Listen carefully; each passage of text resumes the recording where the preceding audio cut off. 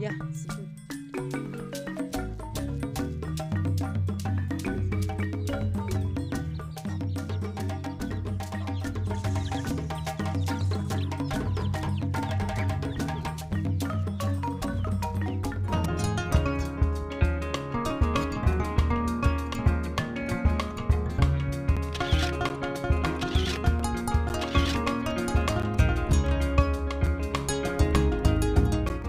Hello beautiful people, welcome and welcome back to my YouTube boulevard. It's your girl Erina TL and I welcome you today.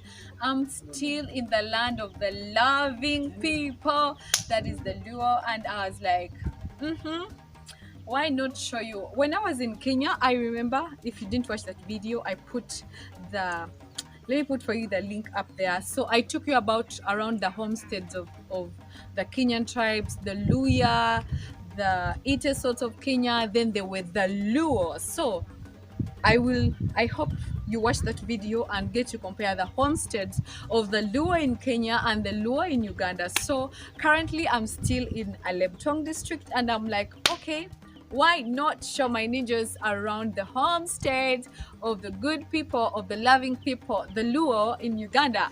And this is Lango region. That's why I'm emphasizing that I'm in the land of the loving people, the Luo. So I chose to start with the granary. Most of the homesteads around here, they have granaries because the main activity they do, they are mainly farmers. So they have granaries where they store their seeds. Most cases you'll find each family with its own granary. So for this particular season, it is the planting season. I came this side, it is coming to June. It is June-ish. It's June, so it is mainly about planting and yeah. So there isn't much, but these granaries are in place in case of its harvest season. This is where they store their produce. So each home of the Luo, you will definitely have to find a granary. I had to show you this because it's their main activity. So guys, one thing about the granary, it is not always on the ground. As you can see, it is always raised. Yes, most cases it's not put directly on the ground. It is always raised so that maybe insects like termites and all that, they don't come into the produce, okay? It is always raised and then finally finished inside. Some people use cow dung, some people use fine clay, some people use mud to finish it all up so that it is very conducive for the harvest to be there safely and in good condition. All right, so let me continue showing you around the whole homestead. This is a bedroom for the girls. It's a bedroom for the girls. In an African setting, we are always extended families, so we are different kids, different children, so you have to separate the girls from the boys. So this is the house for the girls. This is also a bedroom for the girls. You do not have to see that, oh, Erin is only talking about the girls, she's not talking about the boys. The boys are this side. They are not in the middle like the girls are. The boys are at the extreme points. Those are the houses for the boys. I hope you see them very well, but as you can see that it is the same design, same architecture, but maybe the sizes differ. So the boys are always put at the boundaries for security, so they are groomed to be strong men to protect the home and the family. That's why the boys make the boundaries of the home. And I told you we are always an extended family. So there you'll find that our uncle is there living. His side is facing the other side. Okay, that is also to bring about a little bit of privacy and all that. But we are all one home, but just that the house is facing another side to have a little bit of privacy. So this is one of the main bedrooms here. Each main bedroom has a kitchen at the sides of it. This is the first main bedroom. As you can see, the main bedrooms are huge and not like the ones for the girls. So these are the main bedrooms. Just near it, we have a shelter, or call it a shed. A shelter or a shed for the animals, but by this time we've already taken them to the fields because they also have to feed. And this is our kitchen, the kitchen for this main bedroom. Then I told you we are just happy people mankind. And this is the second bedroom. It is just the main bedrooms are together, and then the kids are also the other side. So this is the second bedroom. It also has the kitchen right here at the side. This is the kitchen, and so the rest of the home together. The very time I'm here, it's also a season for white ants. So the previous night, white ants were collected, or should I say harvested. So right now, it's all about cleaning them, removing the wings.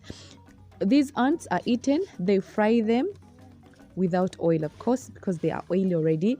They fry them and eat them. Then they can also grind them with the ground nuts to make a paste that is containing of white ants instead of mixing with sim. So they can always add them to the various greens and sauces and make delicious dishes. I, for one, I don't eat white ants. I don't eat grasshoppers. I am like that since childhood. I just don't eat them.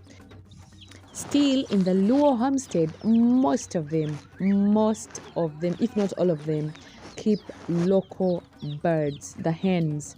Oh yes, at least the more than 20 homes I've been to, all of them were rearing local hens at home.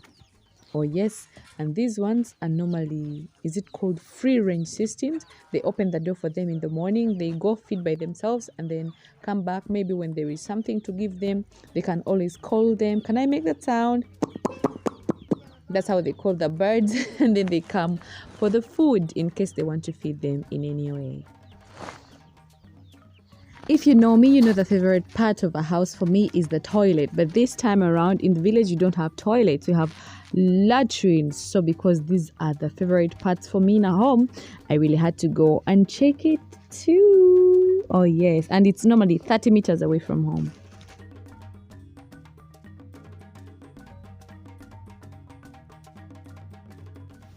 Thank you so much for being here, happy people.